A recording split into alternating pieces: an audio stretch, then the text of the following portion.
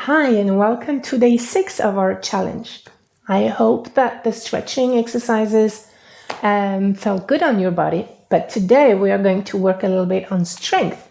So today you will need a yoga block. If you don't have a yoga block, you can also use a box, maybe a plastic box, something that is firm, that's not going to break, but that's not too heavy either. Or you could also use a pillow, a rather firm pillow. Once you have that, lie down on your back with your bent knees. So make sure your knees and feet are parallel to each other and in line with your hips. The toes are pointing forward. And you take your block or your pillow and you place it in between the knees. So you're not going to use too much strength to hold the block, to press into the block. You're just going to use just the strength that is necessary for the block not to fall. Okay? So it's just, the block is there just to remind you of where your knees are in space.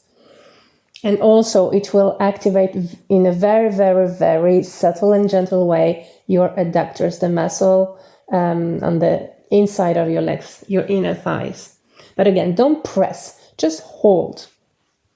Then you relax your arms, relax your belly, and we are going to lift the pelvis off the floor and come down. So that's classic half bridge exercise that we do in yoga and maybe also in Pilates.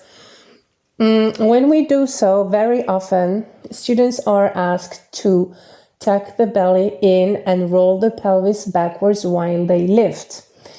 Here, we're not going to do that. We want to maintain a slight sway in the lower back, like the natural lordosis that we have in the lower back. We don't want to exaggerate it, but we just want to maintain it while we lift. So when we do that, maybe we're not going to lift that high up because we're not going to be able to use our glutes as much as when we really, tuck your belly in, roll your pelvis backwards. Then you can really contract your glute and go very high up.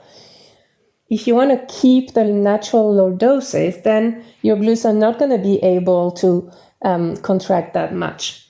But that's okay.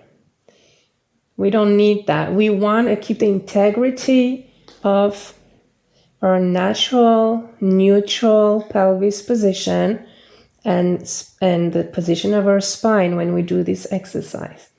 So when we do this, we want to make sure our knees are not going to the side and that our feet are also still parallel to each other and firm on the ground.